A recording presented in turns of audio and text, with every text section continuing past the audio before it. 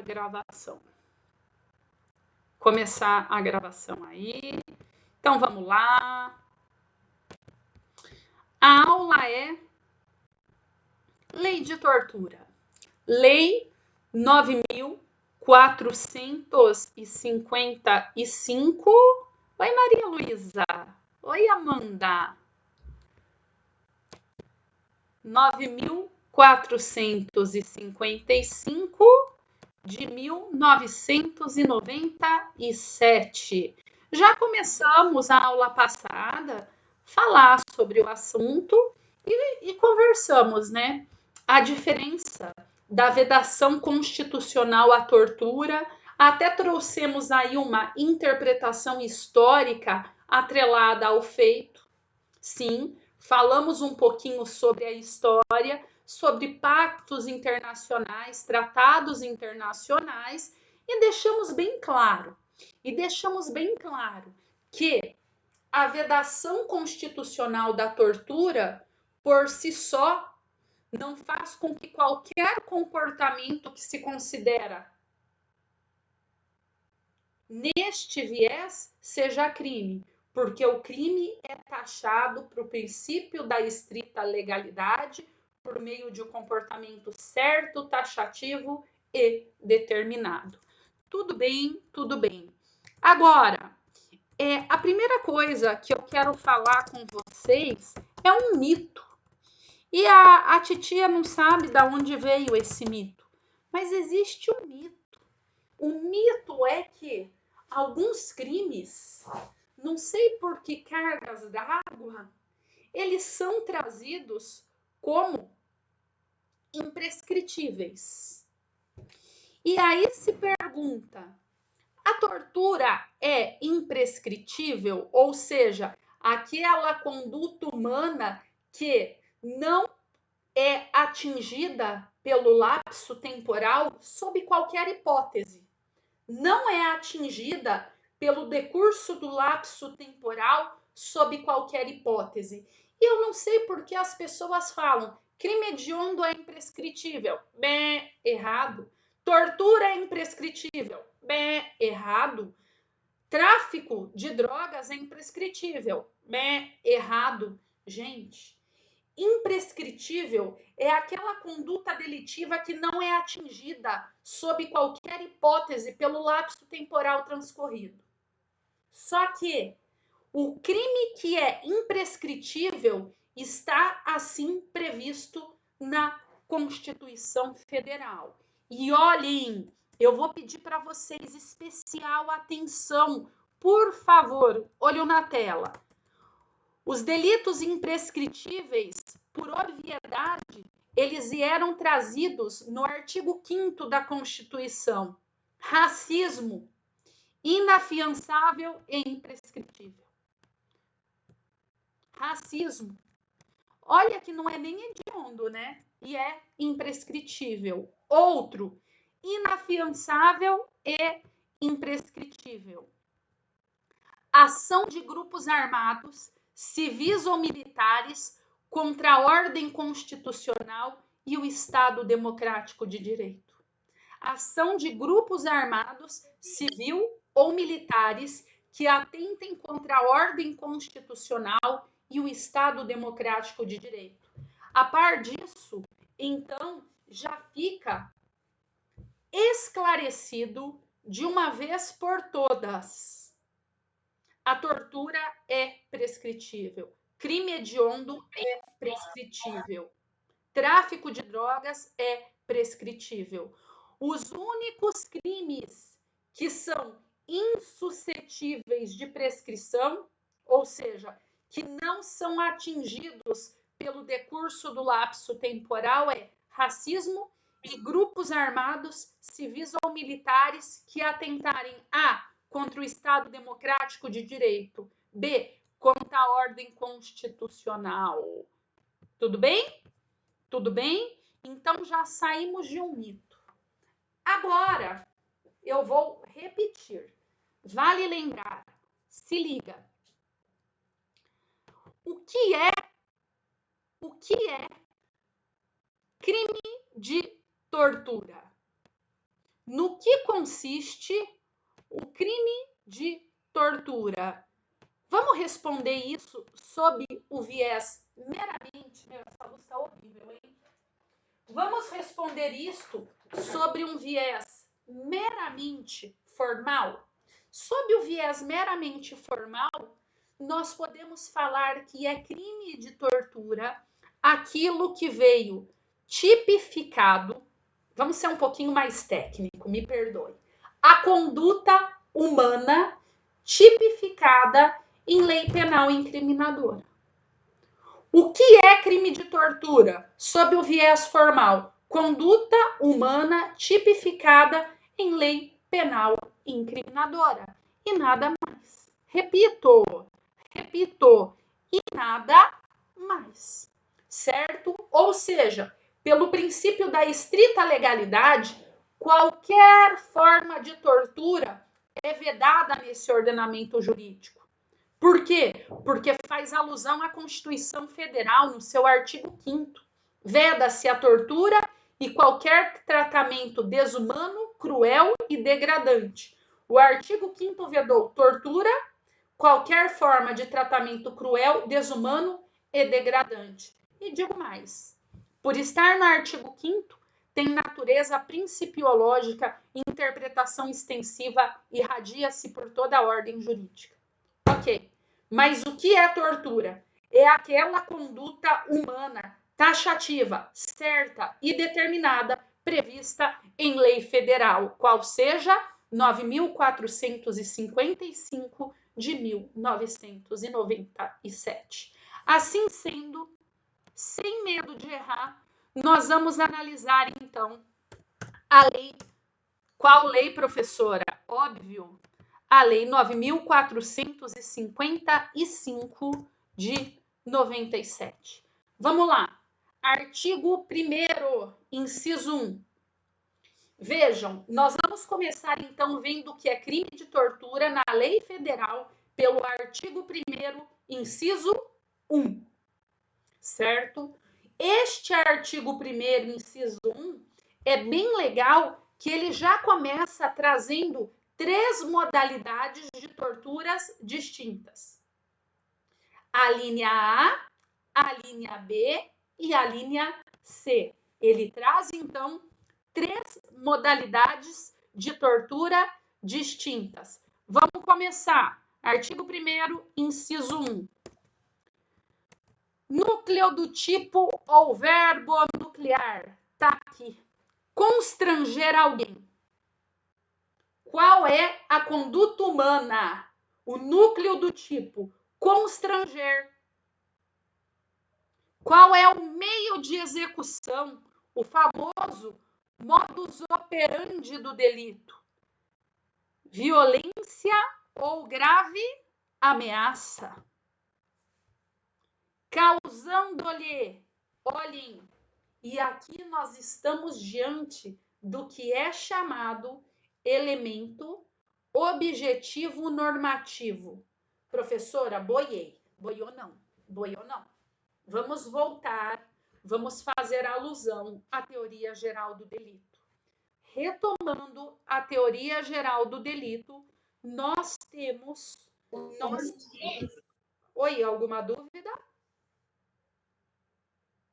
Retomando a teoria geral do delito, nós temos, como sempre conversamos, que o delito é composto por elemento subjetivo, dolo, vontade, ou, a título excepcional, que não é o caso, culpa, mas a regra é elemento subjetivo e elemento objetivo.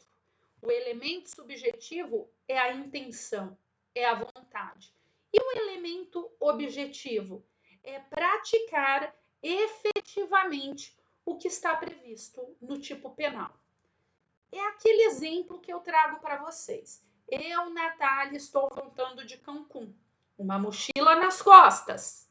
A hora que eu coloco a minha mochila no bagageiro, uma pessoa abre e joga lá 3 quilos de haxixe. Eu desço e boto a mochila nas costas. Estou andando com droga, trazendo consigo droga? Sim. Elemento objetivo está sendo praticado. Todavia, é crime? Não. Por quê? Porque para ser crime precisa de vontade, de intenção. E eu nem sabia que colocaram aquilo lá. Professor, exemplo ridículo, negativo. Muito comum no ano de 2018, e eu vi alguns casos de pessoas que tinham o carro furtado. O carro era furtado.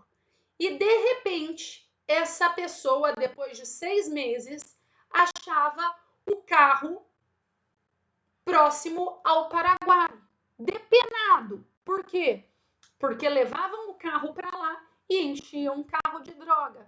E se não desse tempo dos traficantes tirarem e já devolvesse o carro? A pessoa ia andar com o carro cheio de droga sem saber, droguinha embalada. Elemento objetivo praticado, mas subjetivo não. Então lembrem, crime tem elemento objetivo e subjetivo. Dentre o elemento objetivo é destacado uma subespécie. No elemento objetivo é destacado elemento objetivo normativo. O que é isso, professora? Vejam, o elemento objetivo... Posso continuar? Por favor, alguém põe a aula no mudo aí, tá atrapalhando. O elemento objetivo, propriamente dito, é aquele que é captado facilmente pelos elementos sensoriais da pessoa humana. Você simplesmente é capaz de identificá-lo. Agora, o normativo, não. O normativo depende de juízo de valoração. Juízo de interpretação valorativa do jurista. E está aqui. Sofrimento físico ou mental. Sofrimento físico ou mental. O que é sofrimento físico ou mental? Aqui não é fácil interpretar isto, tal como interpretar o que é uma cadeira, o que é um computador. Aqui vai depender do quê? Da valoração do intérprete, certo? Ah, professora, mas eu não sei valorar. Não tem problema, porque toda vez que nós estivermos diante de um elemento normativo e você não souber valorá-lo, obviamente nós não somos ninguém também para fazer essa valoração neste momento. Nós estamos meramente estudando a lei. Então, esta valoração, ela deve ser feita à luz da doutrina, à luz da jurisprudência. Tudo bem? Não tem problema. Você não precisa se preocupar. Quem tem que fazer é a melhor doutrina, a melhor jurisprudência, tá bom? Mas saibam, é aquele que depende de valoração do intérprete. Então, pois bem, vamos lá. Professora, o que você está fazendo? Eu estou fazendo, para quem não se ligou ainda, nada mais, nada menos do que a decomposição analítica do tipo penal. A decomposição analítica. Estamos destrinchando o tipo penal, porque nós precisamos identificar bem jurídico. 2, sujeito ativo e sujeito passivo. 3, tipicidade objetiva. 4, tipicidade subjetivo. 5, iter criminis, com atenção especial à consumação e à tentativa do delito. Lembrem, isto é decomposição analítica do tipo. É destrinchar o delito. E nós, para tanto, vamos olhar sempre bem jurídico, sujeitos, tipicidade ob, tipicidade sub, iter criminis, em especial alusão, consumação versus tentativa. Como se estuda o crime em espécie? apenas dessa forma, apenas fazendo a sua decomposição analítica. Vejam, nesse primeiro momento, nós já verificamos aqui no artigo 1º, inciso 1, a tipicidade objetiva, núcleo do tipo, modus operandi ou meio de execução e até mesmo a presença do elemento objetivo de cunho normativo. Tudo bem? Ótimo, ótimo. Agora, alguns detalhamentos. A linha A, com o fim de obter informação, declaração ou confissão da vítima ou de terceira pessoa. Opa, professora, o que está falando aí? Olhem, com o fim específico de obter informação, declaração ou confissão da vítima ou de terceira pessoa. Aqui nós temos, vamos olhar à luz da tipicidade subjetiva, do dolo. Aqui nós temos a vontade especial, a vontade específica, não bastante para caracterizar esse delito, a vontade de constranger alguém com emprego de violência ou grave ameaça, causando-lhe sofrimento físico ou mental. Mas vejam, este constrangimento tem uma finalidade específica, que é obter informação, declaração ou confissão. É obter o que a doutrina chama de tortura-prova. A finalidade específica é obter uma prova. B. Constranger alguém, violência ou grave ameaça, causando-lhe sofrimento físico ou mental, para provocar, para o fim específico de provocar ação, conduta positiva, ou omissão, conduta negativa, de natureza criminosa. Você tortura alguém com o fim de que essa pessoa cometa um crime, chamado pela doutrina, então, em alusão à sua tipicidade subjetiva, ao seu dolo específica, tortura-crime. Ou seja, a linha A e a linha B trazem para nós finalidades específicas. O constrangimento está atrelado a uma finalidade específica, uma prova ou um crime, que o torturado cometa um crime. C. O constrangimento se dá em razão de discriminação racial ou religiosa, chamado pela doutrina de tortura, racismo. Pena: 2 a 8 anos. 2 a 8 anos.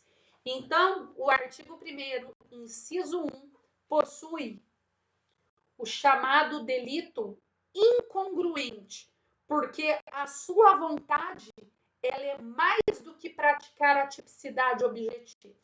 A sua vontade tem uma tipicidade subjetiva específica, um dolo específico, elemento subjetivo do injusto. Traz para nós, chamados pela doutrina, em alusão ao seu elemento subjetivo do injusto, tortura, crime, tortura, prova, tortura, racismo. Pois bem, pena 2 a 8 anos.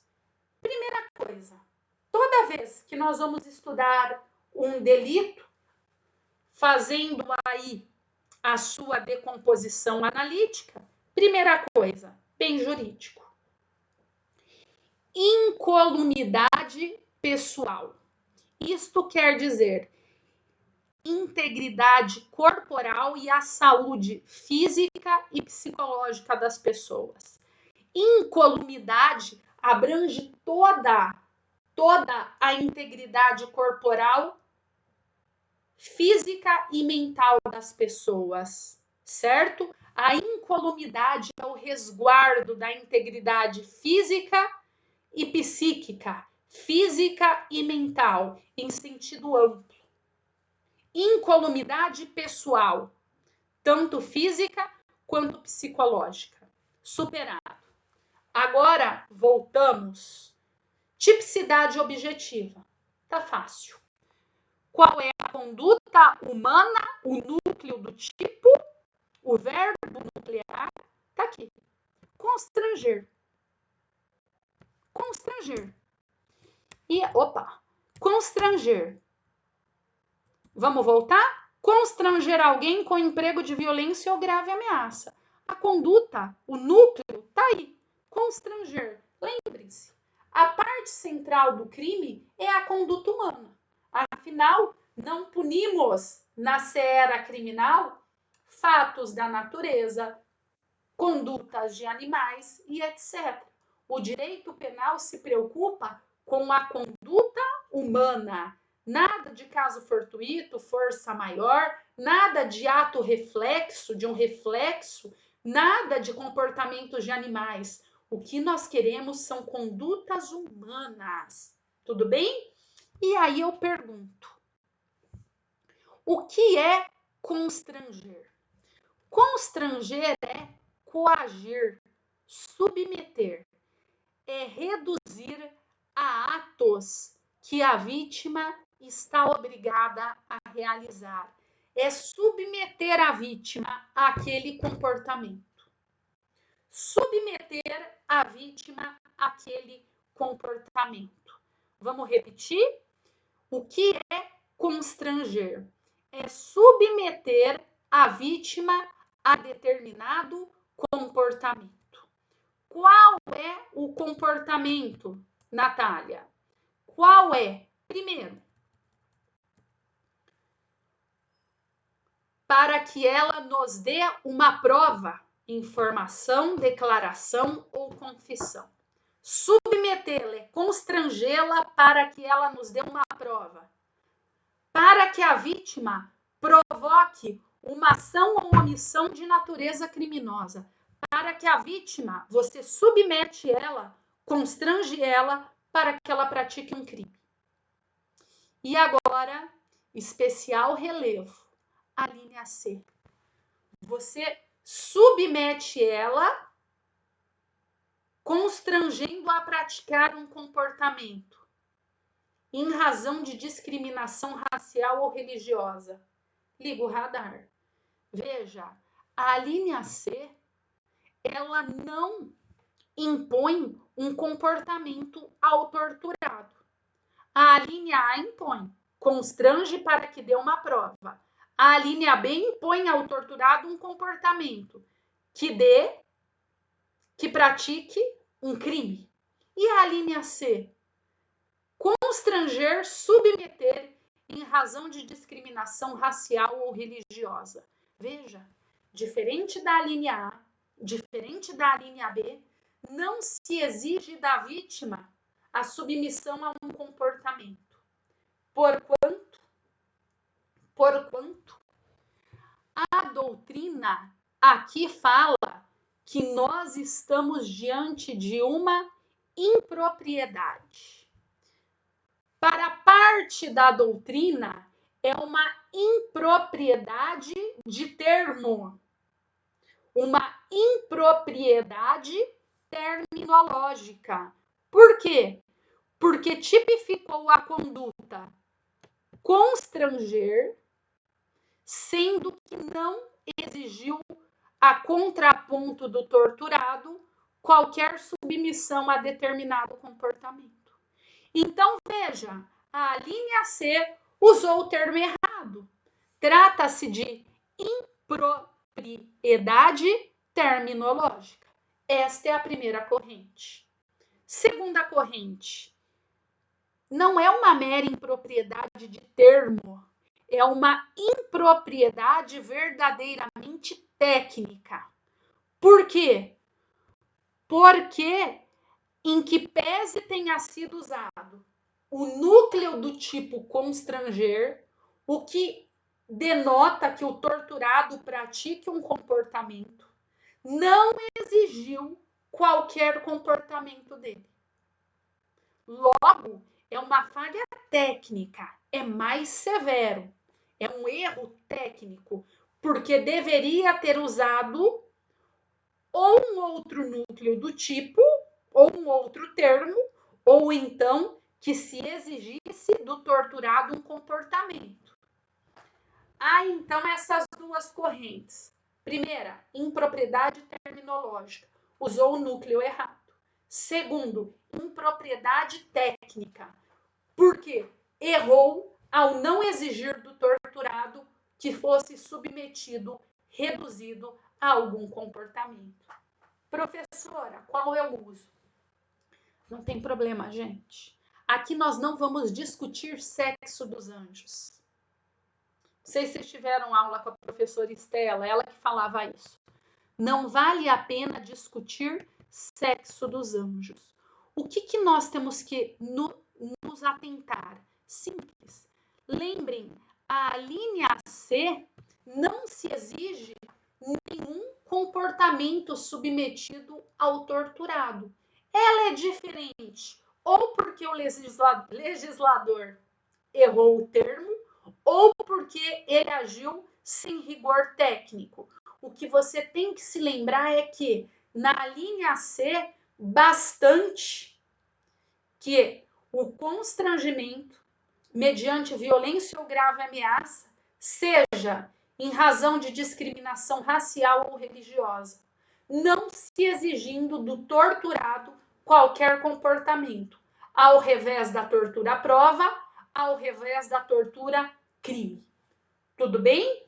Ou seja, você simplesmente constrange mediante violência ou grave ameaça, não porque você espera que o torturado lhe dê uma prova, não porque você espera que o torturado pratique um crime, mas simplesmente porque ele tem uma certa religião ou porque ele possui uma certa raça, ou porque ele possui uma certa raça, em razão de discriminação. Tudo bem? Sem medo de errar. Lembrando aí que artigo 1º, inciso 1, 3 modalidades: tortura à prova, tortura a crime e, verificando com a devida peculiaridade, a tortura discriminatória. Pois bem, verificamos então o núcleo do tipo, a conduta nuclear, que é o primeiro e principal ponto da tipicidade objetiva. Em um segundo momento, vamos repetir, precisamos saber qual é o modo de execução do delito. Simples, é a violência, que pode ser a grave ameaça ou a violência física. Se for uma violência física, é chamada de violência real. Se alguém falar para você violência física, a doutrina, porque gosta de falar bonito, utiliza-se violência real. E a grave ameaça? A grave ameaça é chamada de violência moral. Tudo bem? Então, nós temos a violência em gênero, da qual é a violência real, física, e a violência moral, meramente grave ameaça. O que é mesmo grave ameaça, professora? Promessa de mal grave, iminente, injusto. Um mal grave, iminente, que está na beira de ocorrer, e injusto. Se eu falar que daqui 3 anos eu vou te matar, nós não estamos diante de uma grave ameaça. Porque é grave, é injusto, é óbvio, é a vida humana, mas não é iminente. Para que seja caracterizado a grave ameaça, é grave, injusto e iminente. Olha o fator de imediatividade aí. Já conversamos também. Elemento objetivo normativo. O intérprete, o jurista, vai ter que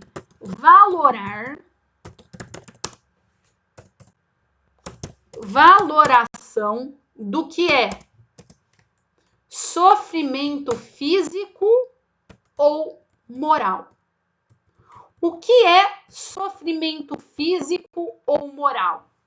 Apenas a análise casuística concreta, no caso concreto, vai permitir que o jurista faça uma valoração de modo a identificar se no caso concreto houve sofrimento físico ou moral. Pois bem, terminamos aí a tipicidade objetiva. Falamos núcleo do tipo, modos de execução e ainda identificamos um elemento objetivo normativo, aquele que demanda apreciação, valoração do intérprete. A título também de revisão, nós já verificamos que este crime trata-se de tipicidade subjetiva específica. Por quê? Porque é um tipo penal incongruente. A vontade é mais do que o mero constrangimento. É constranger por algo específico. É o dolo mais uma especializante. Esta especializante é chamada de elemento subjetivo do injusto. Pode ser obter uma prova, ter um crime do torturado ou em razão de discriminação racial ou religiosa. Não basta a mera vontade de constranger, mediante violência ou grave ameaça, causando sofrimento físico ou mental. Esta vontade depende de um elemento subjetivo, do dolo específico, ou obter uma prova, ou ter um crime praticado pelo torturado, ou discriminá-lo em razão da raça ou religião. Cuidado, cuidado. Em que pese ultimamente nós tenhamos visto decisões extremamente questionáveis, extremamente teratológicas, decisões esdrúxulas do Supremo Tribunal Federal, vejam, eu defendo a legalidade e vocês também. Não está abrangido, não foi abrangido, não foi abrangido. Saco, pera só um pouquinho.